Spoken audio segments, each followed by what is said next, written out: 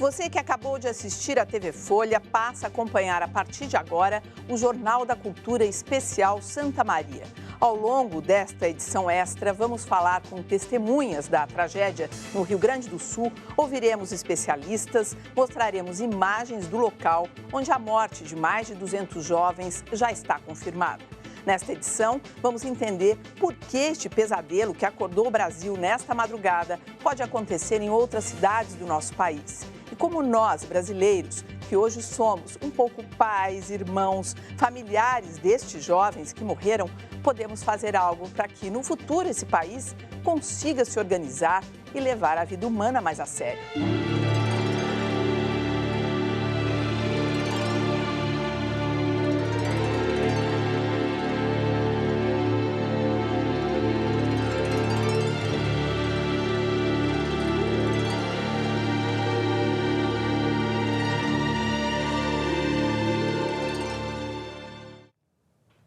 Me acompanham nesta edição dois colaboradores do Jornal da Cultura, o professor de Medicina da USP, Paulo Saldiva, e o advogado e ex-secretário de Segurança Pública de São Paulo, Eduardo Mui-Laerte. E vamos saber agora como está neste momento a situação em Santa Maria, cidade a 300 quilômetros de Porto Alegre. Eu converso com o repórter Joel Haas, que está no local onde vai acontecer o velório das vítimas. É bom lembrar que vai ser um velório coletivo. Vamos então falar com o Joel Haas, que é repórter da TV Gazeta de Santa Cruz do Sul, afiliada da TV Cultura. Boa noite, Joel. Boa noite, Poli, boa noite a todos. Falamos aqui diretamente do Centro Municipal de Esportes de Santa Maria, região central do Rio Grande do Sul, onde ocorrem os desdobramentos desta tragédia que acabou vitimando 233 pessoas. Este número foi confirmado agora há pouco pelas autoridades da Brigada Militar aqui do Rio Grande do Sul. Essa tragédia que vitimou 233 pessoas aqui na região central do Rio Grande do Sul. Aqui atrás de mim, vocês podem ver uma espécie de velório coletivo que acontece, onde cerca de 30 pessoas estão sendo veladas dentro do ginásio aqui de esportes de Santa Maria, e essas são algumas das vítimas que já foram identificadas pelos seus familiares e já estão aí sendo prestadas as últimas homenagens a todas estas pessoas. Além desses números, cerca de 198 pessoas já foram identificadas. Este número foi confirmado agora há pouco também pelas autoridades. A lista das pessoas que já foram identificadas pelos seus familiares está aqui na frente desse ginásio, onde comporta cerca de 1.000 familiares que estão aqui prestando as suas últimas homenagens, prestando as condolências e também fazendo a identificação dos corpos. As autoridades separaram, é um complexo de ginásios aqui. Nesse ginásio nós temos o espaço onde as pessoas estão sendo identificadas, no outro ginásio nós temos o espaço onde as pessoas ainda não foram identificadas. Além deste local aqui na região central, todos os cemitérios da cidade têm um grande fluxo, uma grande concentração de pessoas que aí estão fazendo o enterro dessas pessoas, dessas vítimas, dessas mais de 198 vítimas que já foram identificadas pelos seus familiares.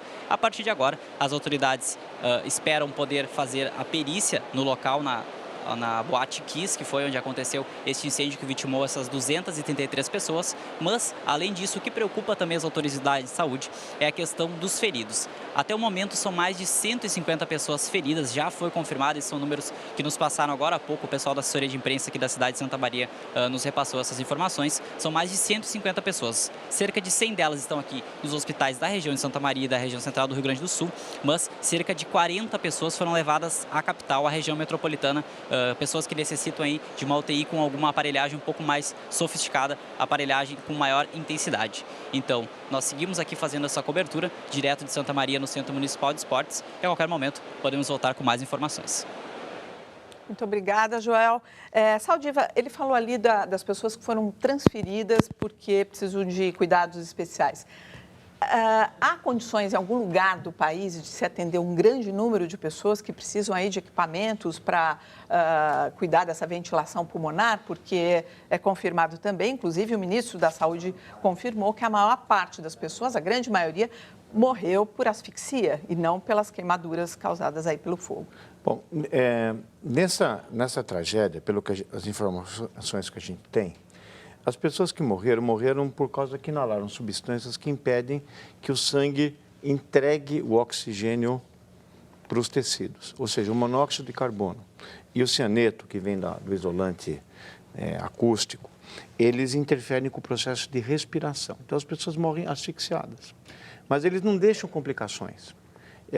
Vamos supor, as pessoas que estavam com muito monóxido de carbono no sangue, ao saírem, felizmente, com o tempo, isso vai sendo absorvido, vai sendo eliminado e não vão ter complicações. Agora, o pulmão é muito grande. Nós temos hoje entre 80 a 100 metros quadrados de pulmão. Então, embora você não tenha uma queimadura aparente na pele, você pode ter uma queimadura pulmonar. Que é como se fosse uma queimadura dessas que a gente tem e fica ali. Isso, aí começa com aquele ferimento. Começa a sair uma quantidade de líquido ali, e o pulmão também começa a fazer isso. E no momento que cai líquido dentro dos alvéolos, a gente não consegue respirar. Além disso, tem algumas substâncias que interferem com as pequenas vias aéreas. Elas necessitam de UTI. Ou seja, a gente tem que dar ventilação mecânica, aumentar a quantidade de oxigênio para que o pulmão cicatrize por si mesmo. Existe um déficit de UTI em qualquer cidade do Brasil. Todos que nos escutam agora sabem as dificuldades de ter uma UTI. Então, dificilmente qualquer cidade, sozinha, dá conta de uma tragédia de massa desse tipo. Se fosse em São Paulo? Não consegue. Bom, não consegue. Então, por isso que a Santa Maria está usando... embora tenha uma estrutura hospitalar excelente, a cidade é uma cidade de luxo, ela tem 2 faculdades de medicina, se não me engano, uma federal e uma privada. Quer dizer, você disse que são duas situações aqui, risco que estão essas pessoas. Ou elas sofreram uma queimadura interna causada pela fumaça, isso. Ou elas podem ter uma inflamação como se fosse uma bronquiolite, é isso? Isso, como se fosse uma inflamação. Os pequenas vias aéreas, os bronquíolos, eles podem, nesse momento, como eles recebem a dose maior, sofrer uma espécie de queimadura. Então, isso vai ter que, como qualquer queimadura, esperar cicatrizar. O descumprimento de normas de segurança ajudaram a agravar a tragédia. A boate não tinha saídas de emergência. Também não havia bombeiros civis, o que é obrigatório por lei. Os brigadistas são profissionais treinados para prevenir e combater incêndios e prestar os primeiros socorros. O incêndio começou por volta das 2h30 da manhã. A boate foi palco de uma festa organizada por estudantes da Universidade Federal de Santa Maria. De acordo com testemunhas, uma das bandas convidadas para o evento se apresentava com sinalizadores.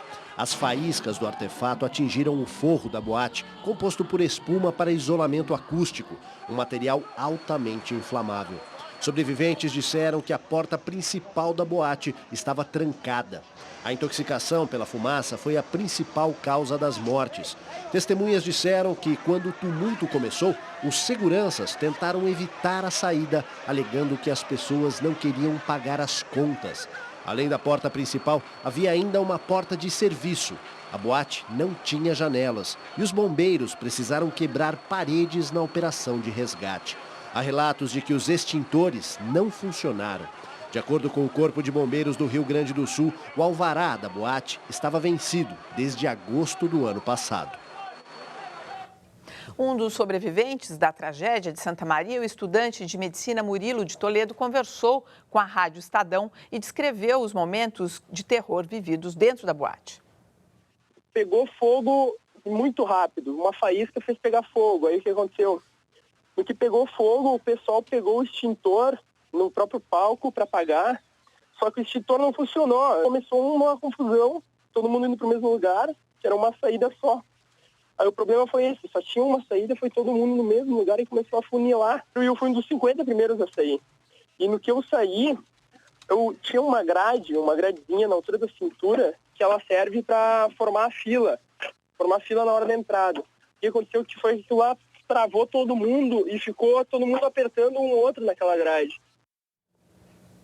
Olha, eu vi até na Rádio Estadão o depoimento completo desse rapaz e ele contou com muitos detalhes a tentativa de saída das pessoas e ele conta que tinham 3 banheiros no local e um deles era muito próximo à saída. Então, teve gente que com aquela fumaça que não enxergava mais nada, que forma aquela cortina, a pessoa ia tentando achar, pensou que estava na porta de saída, mas entrou para o banheiro que era próximo da saída e aí não conseguiu mais sair, escapar. Agora, esses lugares que a gente tem, esses lugares onde a frequência especialmente é de jovem, são, na maioria, com essa arquitetura de quinta, são lugares que não têm condição de estar funcionando. O que a gente pode fazer para que essas desgraças sejam abortadas?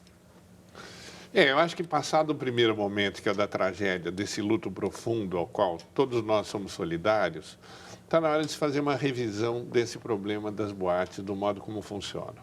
Um dos jornais americanos, inclusive, diz que uma das causas desse problema é que aqui no Brasil não se usa o sistema que eles chamam de paper drink. Você paga o que você bebe.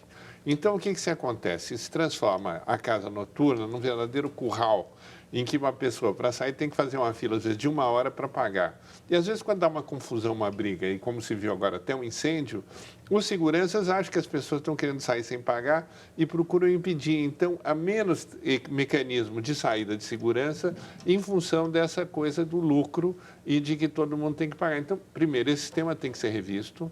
Em segundo lugar, há um desrespeito muito grande no Brasil, tradicional, pela burocracia. Ninguém liga muito para o regulamento, se tem alvará, qual é a capacidade, se pode. E aí, quando vem a tragédia, a gente tem que parar de novo para pensar na questão de fazer as coisas direito. E hoje, mulher, eu estava ouvindo uma outra entrevista no rádio que o especialista dizia, olha, na Inglaterra, por exemplo, qualquer leão de chácara não pode trabalhar num lugar desse sem ter passado por um curso preparatório para estar naquela função.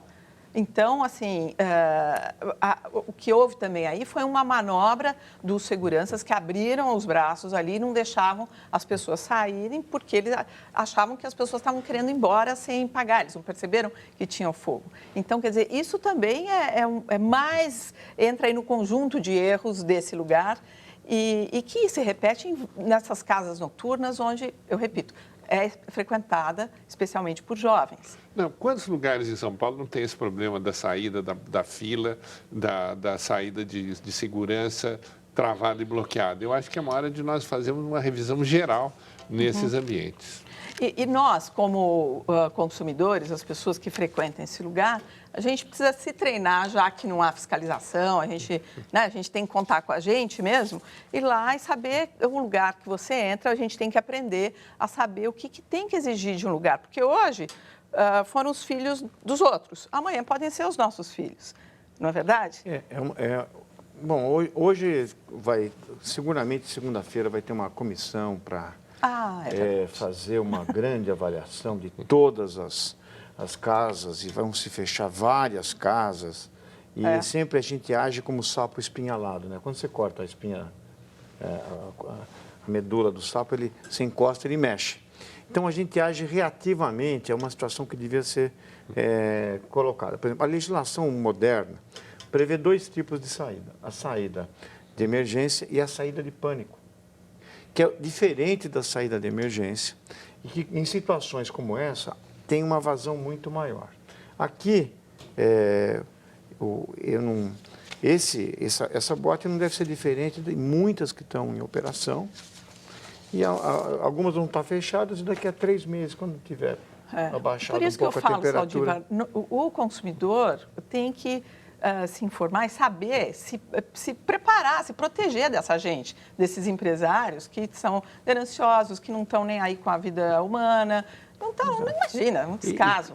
E aconteceu numa cidade que tem uma alta visibilidade, por ser uma cidade universitária, diferenciada. Eu me lembro, quando teve há um tempo atrás, lembra do Batomuxa, que virou, porque teve muito mais gente e tal.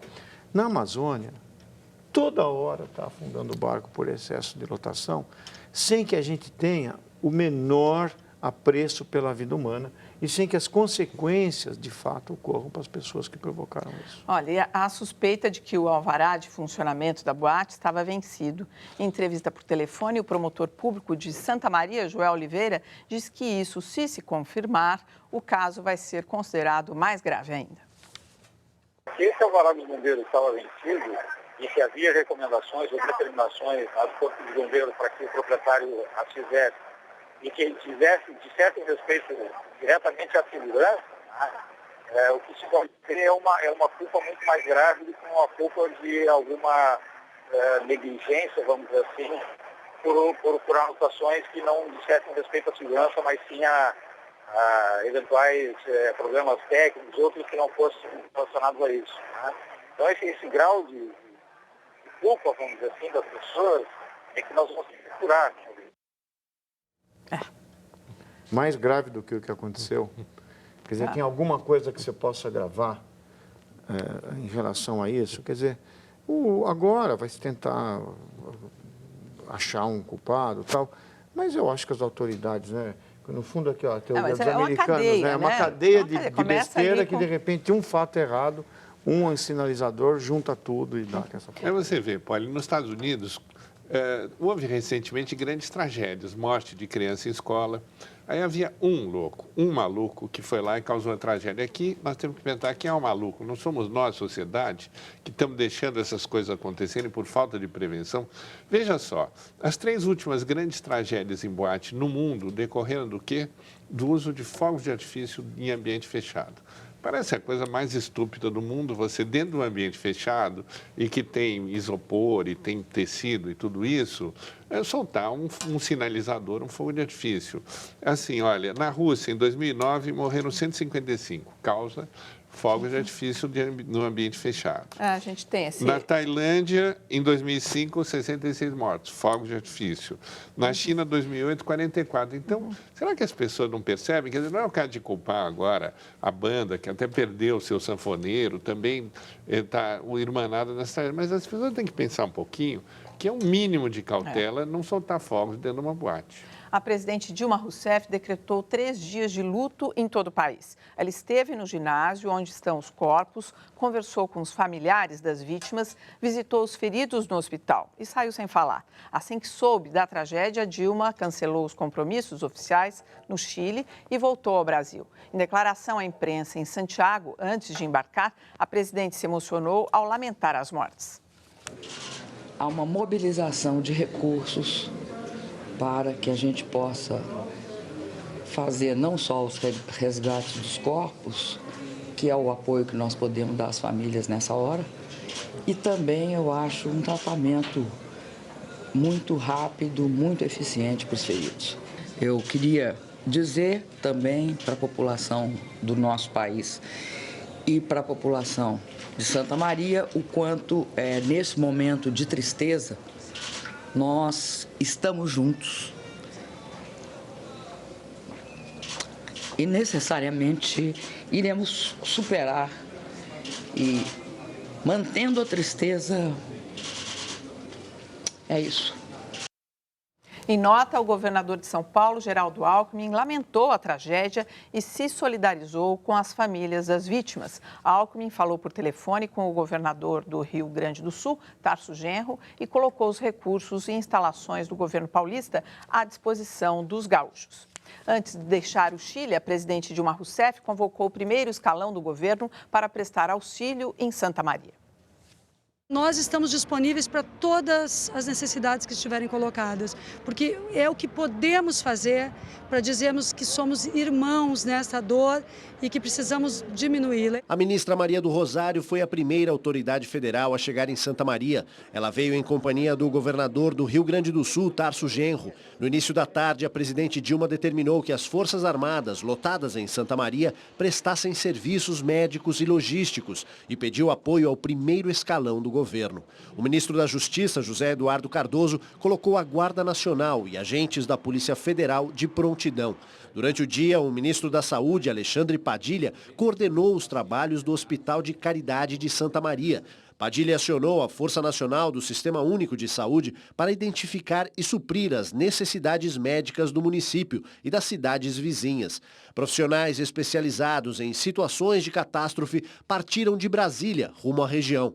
Médicos do Exército, baseados no Rio de Janeiro, também foram prestar auxílio. Os 2 centros de queimados em Porto Alegre receberam vítimas que foram transportadas de helicóptero. A maioria dos feridos tem complicações por causa da inalação respiratória. A segunda grande prioridade da área da saúde é aliviar o sofrimento, dar suporte médico e psicológico para os seus familiares das vítimas fatais, sobretudo. Os corpos foram... Olha, o prefeito de Santa Maria se chama César Schimmer, que ele é do PMDB e foi reeleito este ano, está iniciando o segundo mandato, quer dizer, foi reeleito ano passado, inicia o seu segundo mandato este ano agora, já está, já está na ativa, quer dizer, dando continuidade. Na verdade, esse prefeito tem muita responsabilidade, porque não é a prefeitura que tem que fiscalizar o alvará? Ou estou errada? Não é um órgão da prefeitura que tem que ir lá fiscalizar? O bombeiro acho que emite, né? E depois a prefeitura tem que fiscalizar. Aliás, Santa Maria é uma cidade agradabilíssima, 275 mil habitantes, um dos maiores centros universitários de pesquisa no país. São de lá, por exemplo, 2 ex-ministros do Supremo Tribunal Federal, o ministro Eros Grau, o ministro Jobim, o secretário da Segurança do Rio, Mariano Beltrame. Então, é uma tragédia que vai marcar muito fundamente uma cidade que é um centro. Mas voltando à minha pergunta, Eduardo, o prefeito, ele tem responsabilidade nessa cadeia de responsáveis que a gente falava aqui. Quer dizer, começa lá... Tem até uma pessoa no Twitter aqui, João Campos, dizendo o condenado vai ser o porteiro.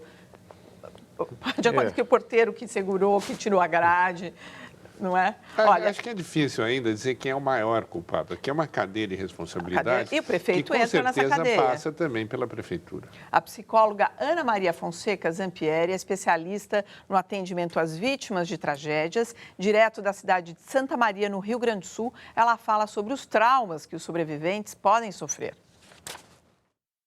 Nas pesquisas, de cada 100 pessoas que passam por uma tragédia, cerca de 20 poderão, nos próximos 10 anos, sofrer algum tipo de problemas emocionais, desde transtornos de estresse pós-traumáticos a outras enfermidades psicológicas e psiquiátricas. Apoio psicológico adequado, feito com técnicas que são desenvolvidas em todo o mundo para situações de crises como essas, eles vão favorecer uma elaboração psicológica desse luto e dessa tragédia como se fosse uma espécie de imunização psíquica, entende? Como se fosse uma vacina psicológica que, obviamente, não tira o sofrimento, nem a memória e nem a dor das pessoas envolvidas, mas oferece um suporte psíquico que as ajudará a elaborar esse luto.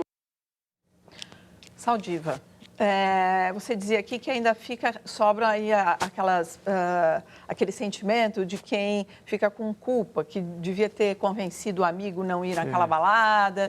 Por que eu não puxei meu amigo, ou por que eu não falei para não ir, bem que eu disse para não ir, o que eu podia ter feito antes. E a culpa de ter sobrevivido. E a culpa de ter sobrevivido. Então, o que acontece é que, no fundo, o pessoal tem o risco, o que tem que ser trabalhado é o sentimento de você se culpa a si mesmo, que não teve nada a ver com isso, estava lá dentro, então... E você tende até a relativizar isso, porque quem é culpado, como eu disse, tem uma cadeia de culpabilidade. Tinha pequenos erros... Assim como de responsáveis, né? Isso, ou seja, tinham pequenos erros que somados... frente a uma circunstância trivial, que é você pegar fogo num fogo, não se sabia o que fazer, tinha mais gente do que devia, o extintor não funcionou, se confundiu aquilo com uma briga, se impediu a saída e não tinha ventilação, não tinha sinalização adequada e não tinha porta suficiente para o pessoal sair. E a gente comentava aqui que uma das cenas comoventes hoje lá em Santa Maria era no ginásio, não é? Que iam colocando os corpos, as pessoas, os policiais, as pessoas que estavam ali ajudando, iam achando os pertences dessas pessoas e iam colocando em cima do corpo. E muitas eram colocados ali em cima do corpo delas o celular. E os celulares não paravam de tocar. Quer dizer, as famílias que já sabiam da notícia, querendo saber dos filhos, dos parentes. Você disse até que tinha um celular com 104 chamadas? 104 chamadas. E, então, isso imagina, quer dizer, a pessoa deve ter ficado com o botão chamando e intuindo que tinha acontecido alguma coisa errada e se agarrando num botão de esperança. Olha, tragédia em Santa Maria é o segundo pior incêndio e a quinta maior tragédia da história do Brasil, considerando os desastres aéreos e os acidentes naturais. O maior incêndio do país aconteceu em um circo em Niterói, em 17 de dezembro de 1961. O que era para ser uma tarde divertida de domingo virou uma grande tragédia. Um trapezista disparou chamas contra a lona e em poucos minutos o fogo tomou conta do Gran Circo norte-americano. 500 pessoas morreram, milhares ficaram feridas por queimaduras de 2º e 3º graus ou pisoteadas. Outro grande incêndio que provocou comoção nacional foi no edifício Joelma, em 1974. 188 pessoas perderam a vida. Uma das piores catástrofes naturais foi registrada em janeiro de 2011, no Rio de Janeiro. Um forte temporal atingiu a região serrana, principalmente Nova Friburgo e Petrópolis. Deslizamentos de terra e enchentes mataram mais de 900 pessoas. Cerca de 400 continuam desaparecidas. 30 mil sobreviventes ficaram desabrigados.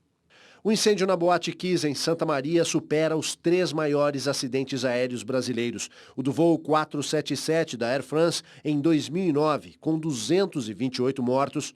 O voo da TAM, em 2007, em Congonhas, com 199. E o da Gol, em 2006, no Mato Grosso, com 154 vítimas. Parece que às vezes para a gente aprender a lição, ainda precisa repetir várias e várias vezes a tragédia. Bom, vai que eu queria dar a nota oficial aqui da boate, que mandou uma nota oficial. Não, é que nessas tragédias houve alguns benefícios depois, se é que pode chamar um benefício. Em 61, consolidou a cirurgia reparadora, plástica reparadora a partir disso no Brasil. Quando os incêndios do Joelma e do Andraus fizeram com que houvesse uma modificação do Código de Edificação e Obras com maior segurança. E quando a gente vai ver... Então, ou seja, houve consequências positivas. Eu espero que, a partir disso, a gente não perca... E a própria região serrana do Rio de Janeiro choveu muito. 900 pessoas. Mas morreu muito menos gente, como aconteceu na enchente em Santa Catarina. Quer dizer, a gente soube se preparar. Olha, o Campos ali só faz uma observação aqui. Antes de lincharem o prefeito de Santa Maria, por favor, chequem se há alguma liminar judicial que impediu o fechamento. Esse alvará estava vencido no meio do ano passado. É possível isso? É uma hipótese, mas a gente não tem nenhuma informação segura a respeito. Eu, complementando o que diz o Salve Diva, na área de engenharia, por exemplo, os grandes avanços em matéria, por exemplo, de pontes, de estruturas, sempre vieram depois de grandes acidentes. Quando cai uma ponte, se estuda e se aperfeiçoa aquilo para impedir que novas pontes caiam. Na área de medicina, você está me dizendo que é a mesma coisa. Agora, infelizmente, na área da burocracia, da administração e da ganância, nem sempre a tragédia depois traz alguma melhoria. Olha, eu não vou ler a tal nota porque nós apuramos e descobrimos que é uma nota falsa. Então, ainda nessa hora, tem gente que encontra tempo e espaço emocional interno para fazer esse tipo de coisa. A imprensa internacional também destacou a tragédia no Brasil. A CNN mostrou imagens do desespero e do resgate de jovens que estavam dentro da boate em chamas. Destacou o pânico durante a fuga, a falta de portas de emergência e o possível impedimento da saída por seguranças da casa noturna. A tragédia também foi capa do site da rede americana, com a manchete "Centenas de mortos em incêndio de casa noturna no Brasil". O espanhol El País colocou na primeira página: mais de 230 morreram no incêndio de uma discoteca no sul do Brasil. Explica que uma apresentação pirotécnica provocou as chamas. O Los Angeles Times também apontou que o incêndio fatal foi provocado por um sinalizador de fogo. O jornal americano New York Post e a britânica BBC disseram nos sites que a última contagem apontava 232 mortos em Santa Maria. A BBC chegou a questionar a capacidade do país para sediar eventos de grande porte, como a Copa do Mundo e as Olimpíadas. O tabloide inglês Mirror chamou a tragédia de cena de horror e disse que testemunhas narraram os momentos de terror no clube noturno que matou 245. O Brasil também foi destaque no site francês Le Monde, com a manchete "Fogo mortal em clube noturno". A árabe Al Jazeera reproduziu imagens do resgate no site e destacou centenas de mortos em incêndio em clube noturno no Brasil. Olha, antes de eu chamar o intervalo, tem uma pergunta aqui do Vitor Toledo, Saldiva, que essa pessoa pergunta o seguinte: quais são as principais consequências do pisoteamento, já que muitas pessoas morreram assim? A determinação quantas pessoas morreram intoxicadas ou quantas foram pisoteadas, que a morte por pisoteamento também é asfixia. A maior parte das pessoas não consegue respirar, são comprimidas contra o chão ou contra paredes e as pessoas também deixam de respirar. Agora, a pergunta se a asfixia foi feita por forma mecânica, ou seja, as pessoas não conseguiam expandir o tórax, ou porque você tinha uma substância que no teu sangue impedia a distribuição do oxigênio, você só pode fazer através de provas periciais, que eu não sei nem se existe condição, frente ao número de pessoas, de você determinar. Bom, nós vamos fazer então um pequeno intervalo e voltamos daqui a pouco com o Jornal da Cultura Especial Santa Maria.